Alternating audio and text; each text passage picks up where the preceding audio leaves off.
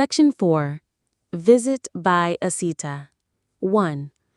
At the moment when the child was born, there dwelt on the Himalayas a great sage named Asita. 2.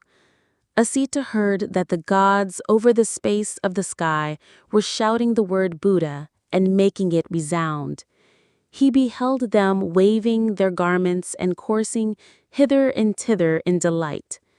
He thought, what if I were to go and find out the land in which he was born? Surveying with his divine eyes the whole of the Jambudvipa, Asita saw that a boy was born in the house of Suddhodana, shining with all brilliance, and that it was over his birth that the gods were excited.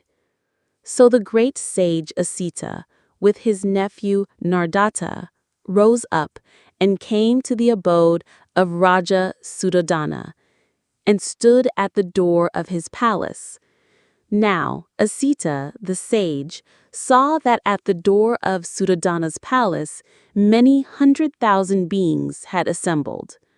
So he approached the doorkeeper and said, "Go, man, inform the Raja that a sage is standing at the door." Then the doorkeeper approached Suddhodana and with clasped hands said, "Know, O Raja, that an aged sage, old and advanced in years, stands at the door and says that he desires to see you." The king prepared a seat for Asita and said to the doorkeeper, "Let the sage enter." So coming out of the palace, the doorkeeper said to Asita, "Please go in." Now Asita approached King Suddhodana and standing in front of him said, "Victory, victory, O Raja! May you live long and rule thy kingdom righteously." Then Suddhodana, in reverence to Asita, fell at his feet and offered him the seat. And seeing him seated in comfort, Suddhodana said, "I do not remember to have seen thee before this, O sage. With what purpose hast thou come hither? What is the cause?" Thereupon Asita said to Suddhodana, "A son is born to thee, O Raja. Desiring to see him, have I come." Suddhodana said, "The boy is asleep, O sage. Will you wait for a while?" The sage said, "Not long, O king, do such great beings sleep. Such good beings are by nature wakeful." Then did the child, out of compassion for Asita, the great sage, make a sign of awakening. Seeing that the child had become awake, Suddhodana took the boy firmly in both hands and brought him into the presence of the sage. Asita, observing the child, beheld that it was endowed with the 32 marks of a great man, and adorned with the 80 minor marks, his body surpassing that of Sakra, Brahma, and his aura surpassing them 100,000-fold, breathed forth this solemn utterance: "Marvelous, verily, is this person that has appeared in the world." And rising from his seat, clasped his hands, fell at his feet, made a rightwise circuit around, and, taking the child in his own hand, stood in contemplation. Asita knew the old, well-known prophecy that anyone endowed with the 32 marks of a great man, as Gautama was, has 2 careers open to him, and no third. If he becomes a householder, he will become a universal monarch. But if he goes forth from the home to a homeless life, he will become a fully enlightened Buddha. Asita was sure that the child would not remain a householder, and, looking at the child, he wept, and shedding tears, sighed deeply. Suddhodana beheld Asita shedding tears and sighing deeply.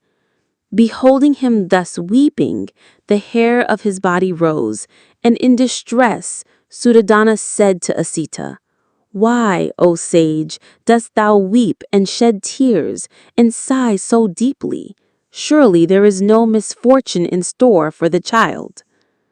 At this Asita said to the Raja, "O king, I weep not for the sake of the child. There will be no misfortune for him, but I weep for myself." "And why?" asked Suddhodana. Asita replied, "I am old, aged, advanced in years, and this boy will without doubt become a Buddha and attain supreme and complete enlightenment. And having done so, will turn the supreme wheel of the doctrine that has not been turned before him by any other being in the world. For the weal and happiness of the world he will teach his doctrine.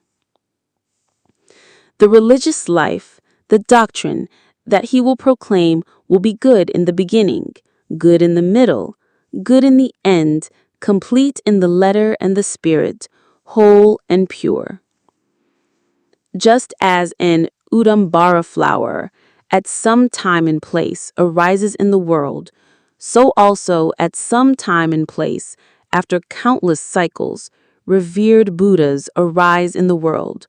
So also, O Raja, this boy will without doubt obtain supreme, complete enlightenment, and having done so, will take countless beings across the ocean of sorrow and misery to a state of happiness. But I shall not see that Buddha. Hence, O Raja, I weep, and in sadness I sigh deeply, for I shall not be able to reverence him." The king thereafter offered to the great sage Asita and Nardatta, his nephew, suitable food, and having given him robes, made a rightwise circuit around him.